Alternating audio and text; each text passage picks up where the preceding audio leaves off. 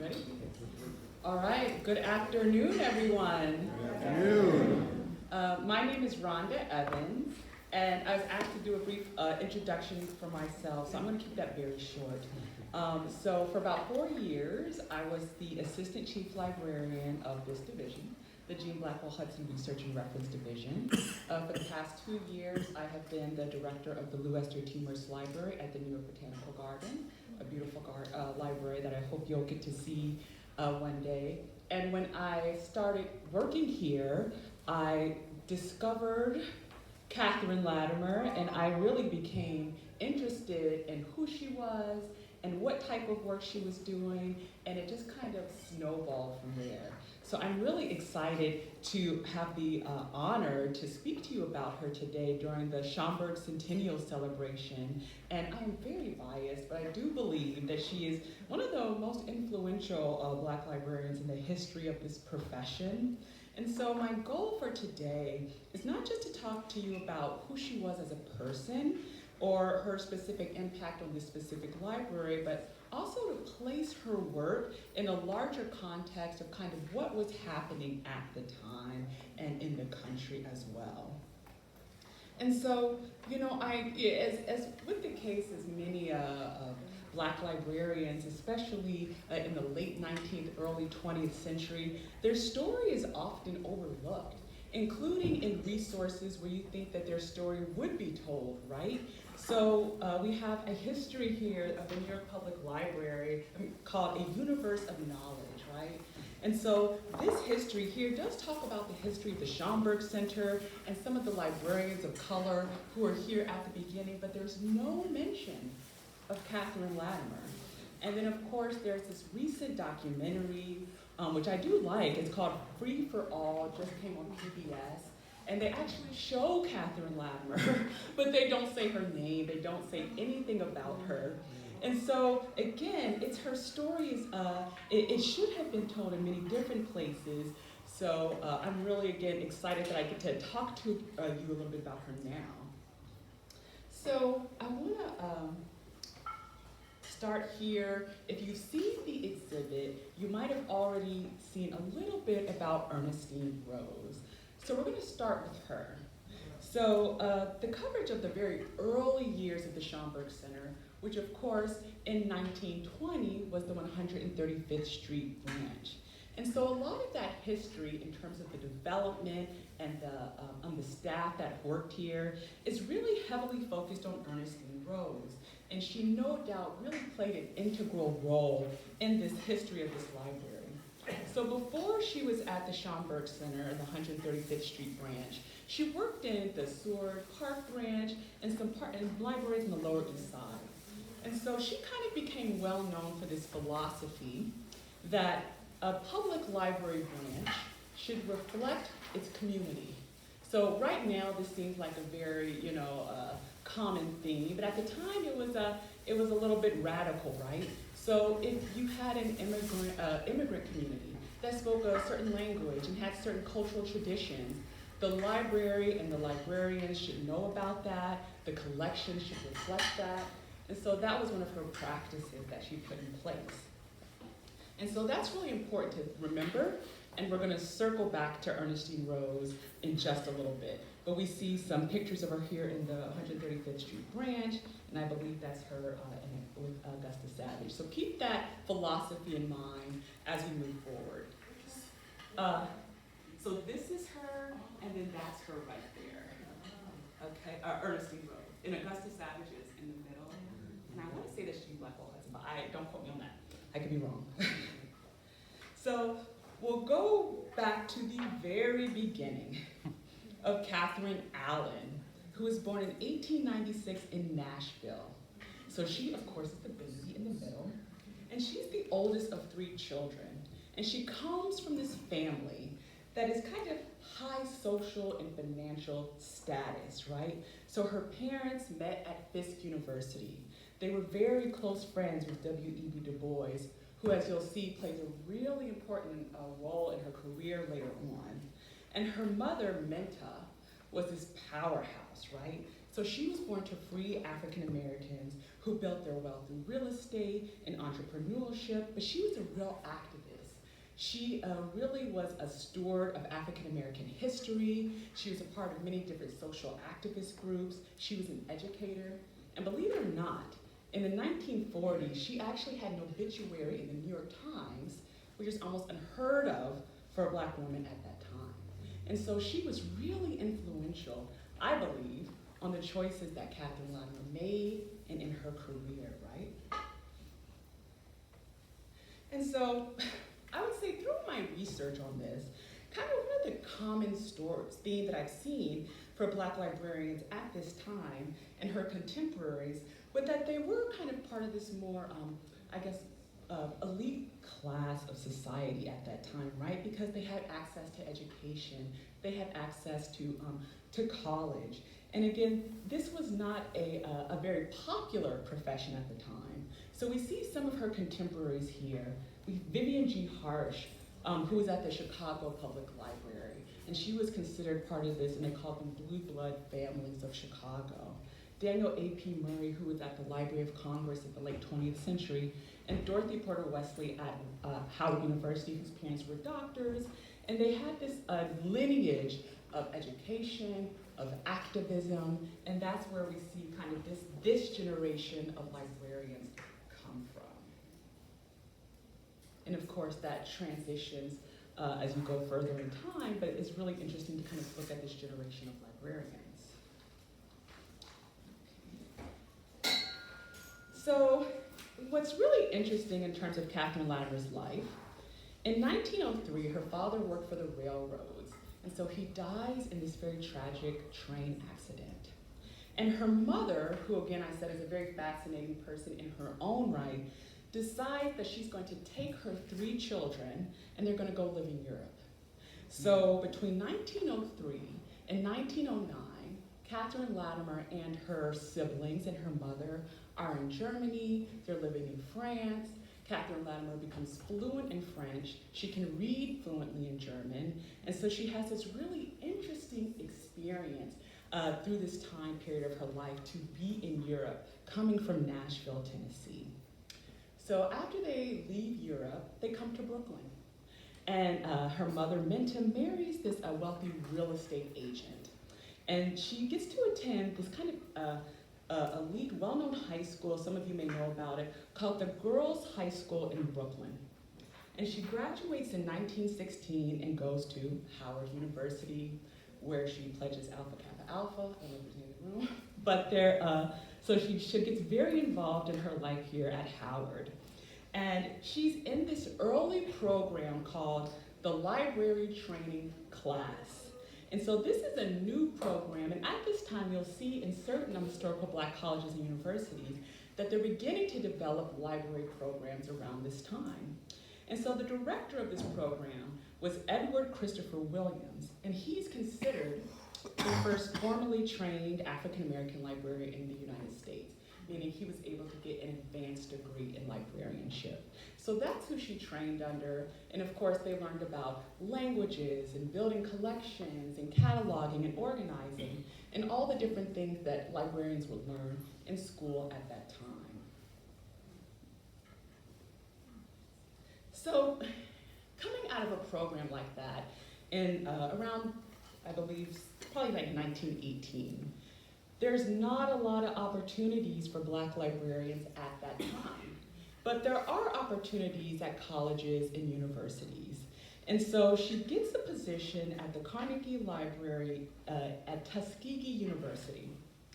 And so she only stays there for a year, and that's because she gets married. She gets married to a Howard alum named Benton Latimer, and while she's at Tuskegee, he's fighting in the First World War. And so when he comes back after a year, they decide to move to Brooklyn, back to Brooklyn with Minta. And I think that this is really interesting around this time, because this is around 1919, 1920, and of course, what else is happening at this time? We're really in the middle of the Great Migration, right? And so her and Benton are really joining kind of this group that's traveling back up north to the Great, as part of the Great Migration. And also it's really interesting if you look into it a little bit more, the number of World War I vets that are part of the Great Migration, because they come back with these new sensibilities of equality, more outspoken, and it becomes more dangerous for them in the South. So it's a really interesting scholarship on that. So she and Vinta moved back up to Brooklyn with her mother, who's an educator at this time. And so this is the part of the story where Catherine Latimer comes to the New York Public Library. And it's really, so we're thinking about Harlem around 1920, and this is when Harlem is really in a period of transition, right? So around 1905, Harlem was really a predominantly Jewish neighborhood, and it was about 5% Black population. So if you go forward only 20 years, 1925, the Black population in Harlem is at 95%. I know. And so this, of course, is a big part due to the Great Migration of people coming up from the South, but there's also an internal migration, right? So African Americans have been slowly pushed further and further uptown within New York City. And so, you know, we've heard about San Juan Hill and all those places. So there's this convergence in Harlem of the internal migration and the migration of people coming up through different areas of the South. So this circles back to the philosophy that Ernestine Rose had. So Ernestine Rose, during the war, she goes to Europe. Oops, sorry about that. She goes to Europe and she's participating in the Library War Service. And when she comes back to the New York Public Library, they're saying, okay, we want to move you to Harlem. We want to move you to the 135th Street branch, which of course eventually becomes the Schomburg Center. And now that Harlem is this bustling Black community, there's a pressure from the community to have Black librarians. The problem is, the New York Public Library has no Black librarians, right? And so Ernestine Rose is tasked with hiring Black librarians for the New York Public Library. So in 1920, Catherine Latimer is hired, and you can see her, I tried to circle her here, standing right next to Ernestine Rose, as the first Black librarian at the New York Public Library. So she's hired along with 4 other women who are hired as substitutes. And so she's the only one that has a full-time permanent position. But she's not the only one for long. So she's quickly followed by others, some of the names you might know. So Nella Larson is hired not long after her here at the 135th Street branch, Regina Anderson Andrews, Sadie Delaney, who I believe is also in that picture at the end. And so there's other librarians who soon come after her. So the New York Public Library, right, has this branch in Harlem.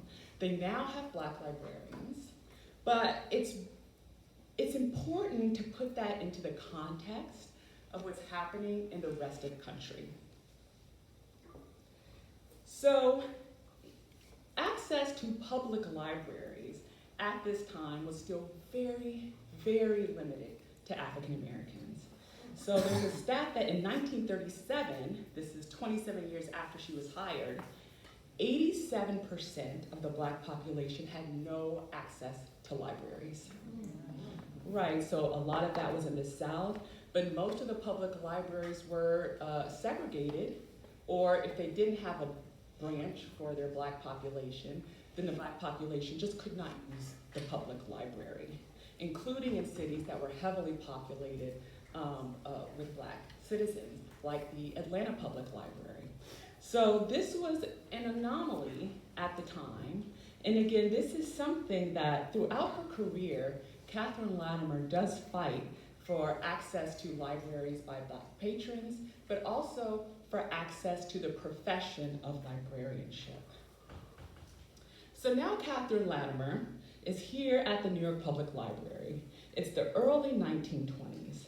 And so to kind of go through her 25-year career, I just can only hit highlights because she does so much, right? So one thing that I really want to point out that's really a big contribution of hers in these first year is what's called the clipping files. And what's so important about this is we're in this room right now, and these works all along these walls are reference materials. And they're reference materials that document Black culture. But in 1920, 1925, these did not exist. There were no reference materials about Black people and about Black culture. So Catherine Letter said, we're to the libraries, we're gonna make our own. And they began to do that by making these huge scrapbooks of clippings.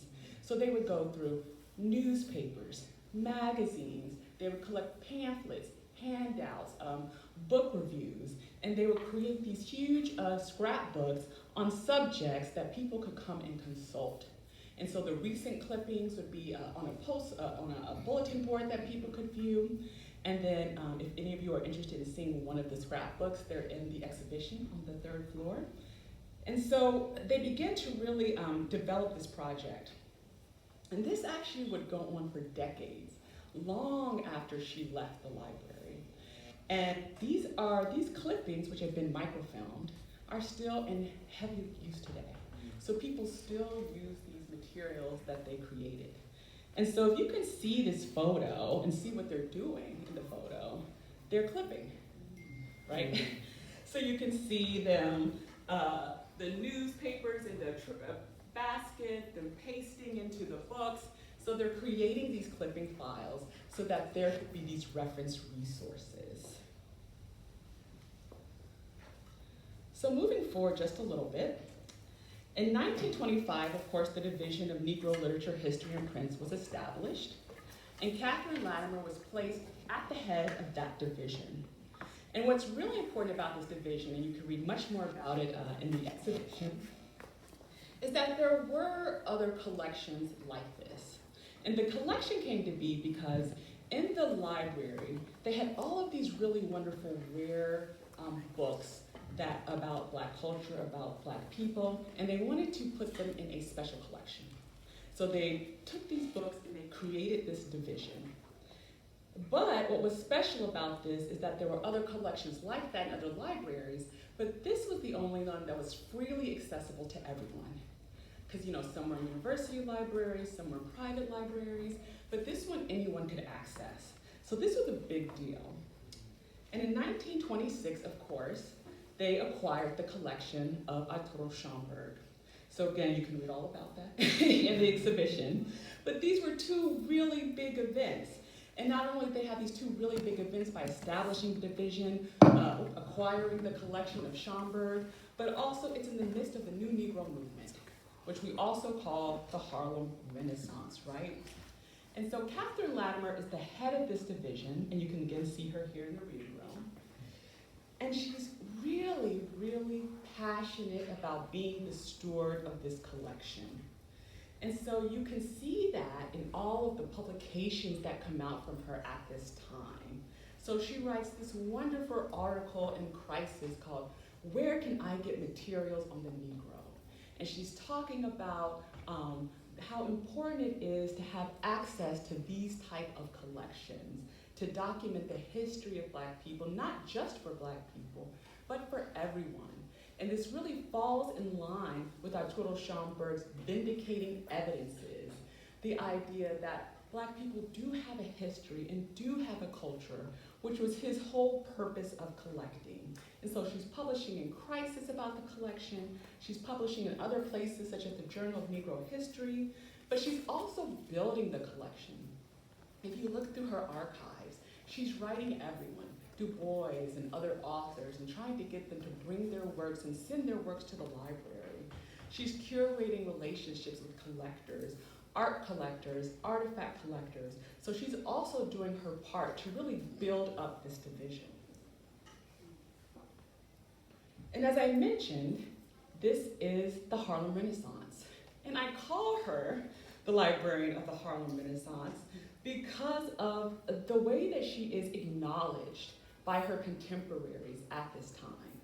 But also, I consider this, with the 135th Street branch, the library of the Harlem Renaissance. And again, that's because of the documentation that we have. So one of the major publications at that time, Opportunity Magazine, they would have a column in each issue for many years that basically just said, what are people reading at the 135th Street branch in Harlem? So they would publish the reserve list, which is actually really interesting because you got to see all the different things that people wanted to read from this collection. The New York Amsterdam News used to have this column called Library Notes. And so they would just say, what's happening at the 135th Street branch? All of the lectures, all of the events that they're doing. And of course, Catherine Latimer was deeply connected to this. And of course, The New Negro is really the canonical book of the Harlem Renaissance. And she's described in this book. Elise Johnson McDougald discussed Latimer in an essay. And the essay is called The Task of Negro Womanhood. And she says, recently, at the same Harlem branch library, a Negro woman has been placed in charge of the large permanent collection of books by or about Negroes and examples of Negro art, thus rendering exceptional service and additionally creating impetus for the enlargement of this field for Negro women.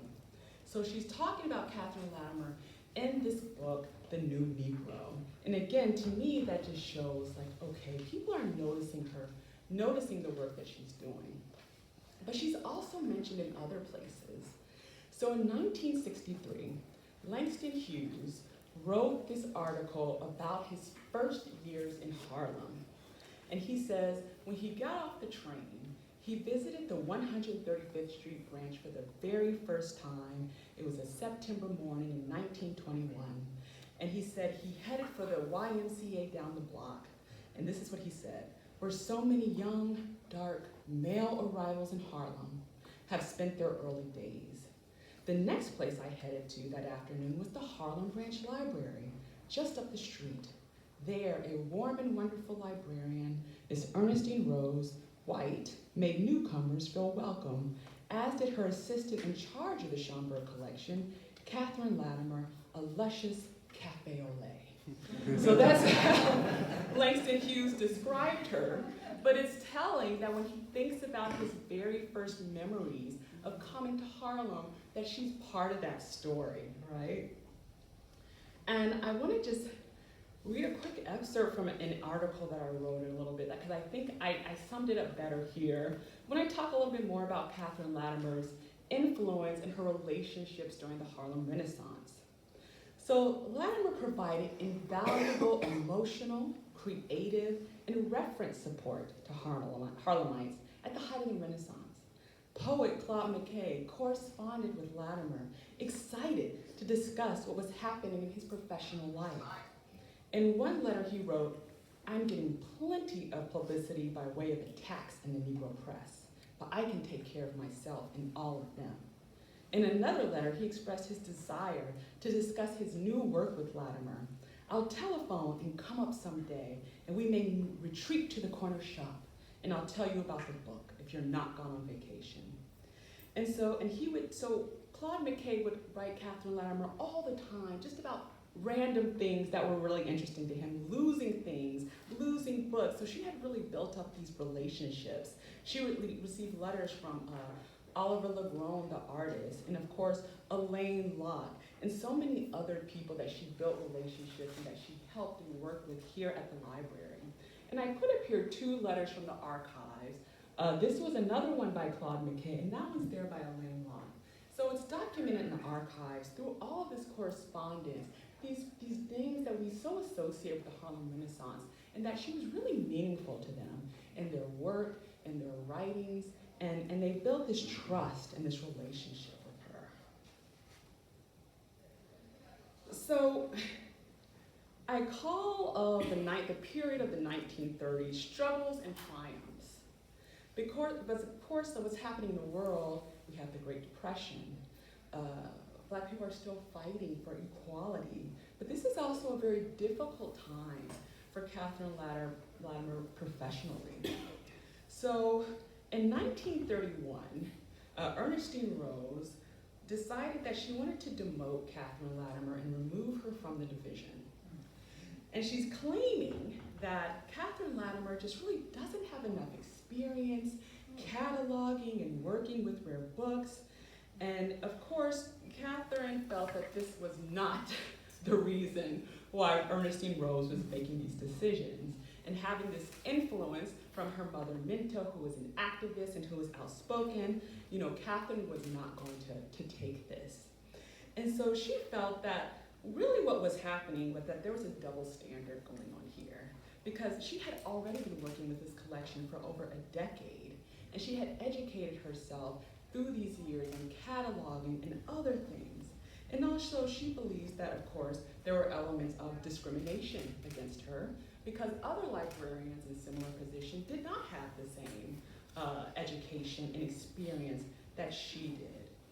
But what she really thinks is that it's a clash of personalities, because she really is outspoken.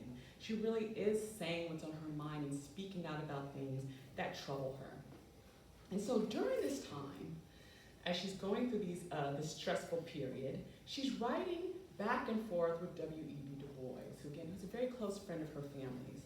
And she writes to W.E.B. Du Bois about Ernestine Rose and the situation. And she says, the whole thing is, when you're colored, if you have training, you need the experience with Miss Rose. And if you have the experience, you need the training. And if you have both, you have the right personality. She twists it any way she wants it. And so she's kind of seeing what she believes is really happening here. But what's really interesting is during this time, as all of this kind of internal struggle is going on, we see how well respected and supported Catherine Latimer is by the Harlem community. So Du Bois gathers up his friends, and they decide they're going to confront the leadership of the New York Public Library about what's happening with Catherine Latimer.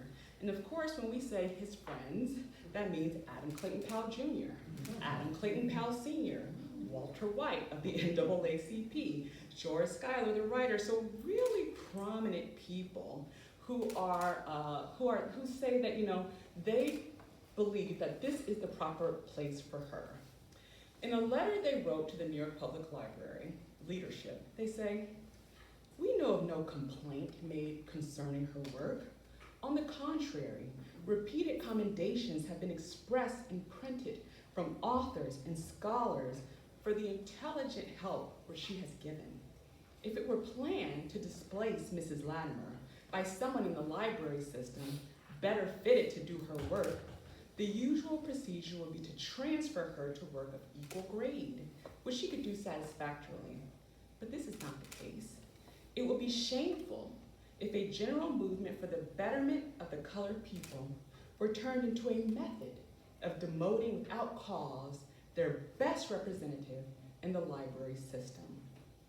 So you can see that they are really gathering the support of the community to make sure that Catherine Latimer stays the steward of this collection.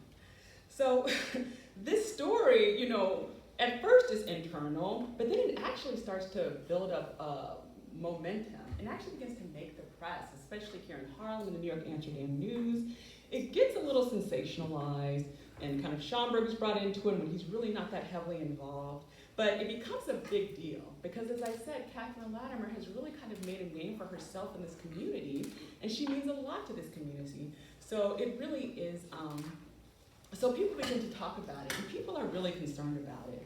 And it actually does obviously turn out in her favor. So she remains here at the New York Public Library as the head of the division. So what we see here is that she gets over that hurdle, but the fight is really not over for her.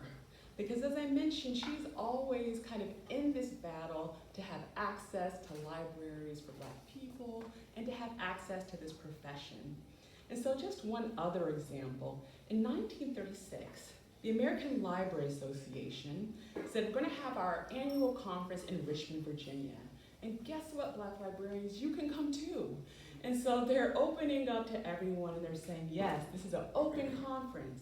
Well, in Richmond, Virginia, all the buildings are segregated. So yes, you can come to the conference, but unfortunately can't get into the building, right? So she's like, no, this is not acceptable. And she's really pushing Ernestine Rose, which is probably the problem they had in the first place. She's saying, you should not go to this conference in solidarity with all of the librarians who work here. And she's pushing downtown, the head of the library, and saying, well, you need to speak out, and you need to write a statement, and you need to do all of these things. And they do end up writing a statement, but Ernestine Rose still ends up going to the conference. But she was always, pushing to make things better. And Du Bois said about her later that it was Catherine Latimer's fate to land in the midst of the fight to gain for Negroes the right to become full librarians in this system. So she's always being an activist. But in the midst of kind of all these hardships in the 1930s, she's still doing wonderful librarianship. She's writing for these publications. She's teaching. She's building the collections. She's working with Du Bois on the Encyclopedia of the Negro. She's indexing the poetry of Black authors. And she's working closely with other Black librarians. Some of them I featured in the earlier slide. So she's really continuing to make a name for herself and to really promote the collections and build the collections. She's doing great bibliography work. And again, we can't get into all of that here, but she's doing this great work while she's kind of fighting the fight. So in the final years, she continued to do all this great work, take on new projects, she's curating exhibits, but she's starting to get sick. And she's really trying to hang on. She really does not want to leave the Schomburg, or the Schomburg collections is called at the time.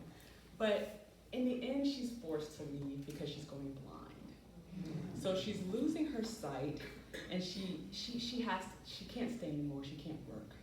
But she's nervous about leaving the Schomburg because in the 1940s, it was in a moment of kind of uncertainty. Lawrence Reddick, who was the head of the library at the time, he had just left out of frustration for the lack of support from the administration, and so there was some upheaval. And she was deeply, deeply committed to this library and to this collection. And so Ernest Kaiser, who is a librarian here and created the Kaiser Index, which is also in the exhibition, he talks about one of her very last days here at the library. And I'd like to read this little excerpt that he says. Mrs. Latimer called the entire Schomburg staff together and said that we should all stay and save the Schomburg collection. We were all young people. Mrs. Ernestine Lipscomb was the more experienced, and she soon left us. But Mrs. Latimer was really worried about the collection. She had given her life to the Schomburg collection. Her words haunted me. And so we stayed at the Schomburg for 30 to 40 years. Mrs. Jean Blackwell Huston, Mrs. Corby Eubanks, and I. So of course, Jean Blackwell Huston was the head of this library for many, many, many years, and she was there hearing Catherine Latimer say to her, it's really important to stay and take care and be the steward of this collection, which she does. So in 1948, Catherine Latimer dies in Brooklyn. And you can see from this obituary that I have included here, the first line of that obituary says, the entire city is mourning the death of Mrs. Catherine Latimer. And towards the end of that obituary, it says that she will be missed, is putting it mildly, because her great work in public libraries definitely played an important part in the progress of the Negro. She left no stone unturned in the effort to emphasize the great work that Negroes had done. And because of this, she carved a notch in our hearts that will not be forgotten for many moons. So I think that really sums up the impact that she had, not on just this library, but the community of artists, scholars who came from this library, all the ones that we know of, Langston Hughes and Zora Neale Hurston, Elaine Locke, James Baldwin, but a lot of the ones that we don't know of too, right? She really cared, and it shows in this obituary. So after her passing, we kind of begin to lose her story a little bit. And that's where we are now, right? So for many years, the story kind of fades into the background. But the good thing is that we're taking the opportunity to really talk about her and to begin to bring her story back and to tell her story. So other people, such as Dr. Laura Helton, wrote about her in an article on decimal catalogs and racial imaginaries of reading. And here are some of the places that I was able to write about her. It started off when I was here with just that short blog post that I created, which is what really kind of sparked my interest. But then I was able to do a really long, much longer, in-depth journal article for her for this journal called Libraries, Culture, History, and Society. And then the 1930s I wrote about much more in depth in a chapter in the book, The Black Librarian in America. So I'm beginning to, people are beginning to pick up on her story. And I don't know if anyone recently saw the Belle de Costa Green exhibit at the, all right, great. So I had the honor of serving on that advisory committee because they had read my work about Catherine Latimer. And it's really interesting, if any of you have purchased the catalog there, I wrote about the parallels between Belle de Costa Green and Catherine Latimer.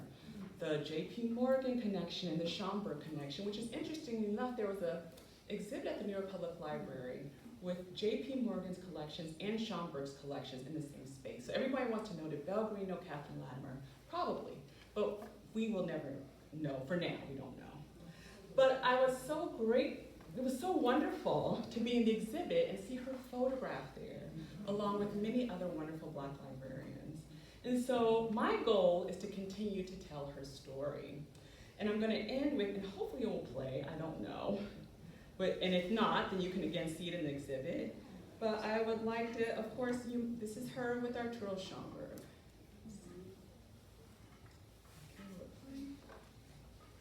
Oops. Let's see. I might not be able to get it to play. Well, it's okay, because if you go upstairs, it's playing right next to her name. So you can see her walking through the library with Arturo Schomburg. So I thank you. It's been such an honor to speak to you all today about her. I'm really grateful for your time and for listening to her story. And I'm open to questions or comments. Yes. In the course of doing this research, have people surfaced at other archives or family members surfaced and said there's letters that there wasn't the proper processing or finding aid for? Stuff surfaced in the last even couple of years? Yeah, that's a great question. And so I'm just really starting to dig into that now. But she does not have any direct descendants. She had a son, Boz, his name, he was referred to as Bosley in the obituary. I don't believe that he had any children.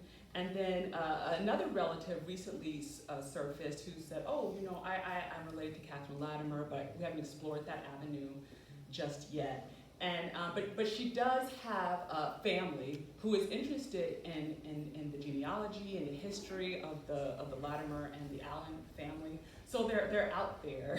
It's just a matter of going through. And in terms of other archives, so one of the archives where I really learned a lot about her was the W.E.B. Du Bois archive, and because they wrote to each other so much. And I would love to dig into the other archives of letters that we have here, because I know hopefully she wrote them back and hopefully they have been saved. And she does have her personal library is at the UMass, and I would love to go and just look through it, maybe see there's some marginalia that she wrote, something in there. So there's so much left to do. There's so much to uncover. Years of work, I think. Anything? Yeah. You also mentioned Claude McKay. Are there Claude McKay archives here? Are those letters here at Schomburg? I don't know if maybe my Schomburg folks can jump in about how much of the archive of Claude McKay. I think the bulk of it is here. Yeah. Yeah, so there's. I know the Harlem up there. So I think the main collection is here. In the Right. Mertz and archives division. Yeah, so that's another one to dig into, because like I said in the beginning of my research, at the time that I had, I really just went through the Schomburg side of the files, but I can't wait to go through everyone else's and hopefully see what she wrote. Yes?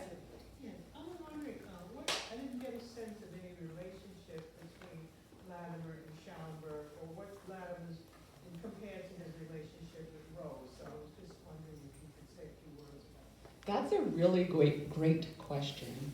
And so, in the beginning stage of my research, I was very curious about that, and I tried to find communication between the two to kind of get an understanding of what their rapport, what their relationship might have been like.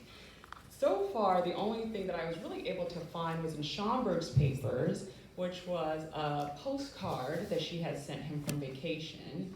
And the way that it was written, it's very, very kind of buttoned up, professional, like, hope you are well, so it didn't really give any insight into what kind of rapport or relationship, but they did work very closely together for many years. And again, going back to the Bell Green exhibit, we do have a really good sense of what kind of relationship that they had. And so I'm hoping that maybe there's more, or perhaps again in other archives who might describe it, but there's not a lot that gives you more of an insight into what kind of relationship that they might have had. Well, because they're both so passionate about collecting and collecting simultaneously, Right. you think there might be some dialogue. And that definitely might be the case, and that postcard may have just been the way that they communicated, but I think that there's, they definitely were on the same page about many, many things. Yeah. Yeah. Thank you so much for this talk. It's been so cool. It's been a while since I read the Lord Houghton article, but I was curious. I feel like in that article, it's mentioned something about like a union catalog, and Dorothy Porter Wesley was well known for creating some of her own headings for the collection, and that she may have been trading headings back and forth with Catherine Latimer. Did you discover anything more about that in your research? Yeah, so in Laura Houghton's article, she talks about a couple of things. So she talks about the indexing of the Black Poetry Index that is here that Catherine Latimer is working on. But Catherine Latimer, along with Dorothy Porter Wesley at Howard, were engaging in what was called, or Laura Houghton calls, counter-cataloging. And so, getting into library weeds here, the Dewey Decimal System is notoriously problematic, right? Because in the very beginning, it was seen through a very kind of white Christian male viewpoint. And so one of the things that a lot of the things that were related to Black people, Black culture, were kind of put into these two categories. So maybe it would just be slavery, or it would just be colonialism. So it could be a beautiful book of poetry, and they would say, okay, we'll put it here, but not with the poetry, right? And so what they were doing is they were basically turning that cataloging system on its head, so that when Black people wanted to come and find books of poetry by Black poets, they could find it in poetry, or they could find it where it should be, and not kind of off to the side in these weird categories that they were in. So they were kind of re-cataloging. At the time, it seemed very radical, like we're gonna not put everything about Black people in slavery. But of course, it's where it should have been all the time. But they did a lot of work to address that. Yeah, and actually, unfortunately, that's still happening today. That system is problematic for long, but so are other cataloging systems, because it's kind of just trenched in this certain history. But there's so many really great librarians who are always kind of fighting to make sure that these categories are making materials accessible to people.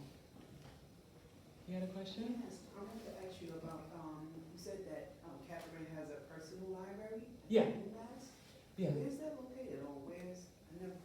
So she was a collector herself, and so she did not only collect all these books and archives and rare materials for her own self, for the library, but she built up her own library.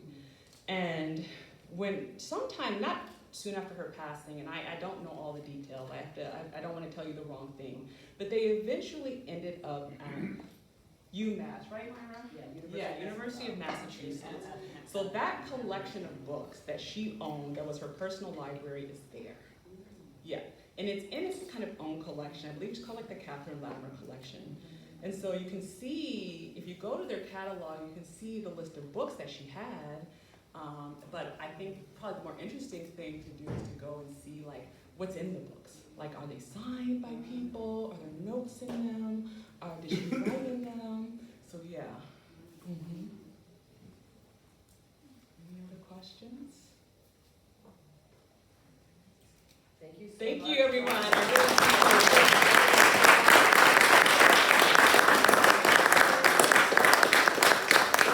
Thank you so much, Rhonda. I miss you so much. Rhonda and I worked together for the years that she was here, and I miss her every day. This was a fantastic talk. Another round of applause.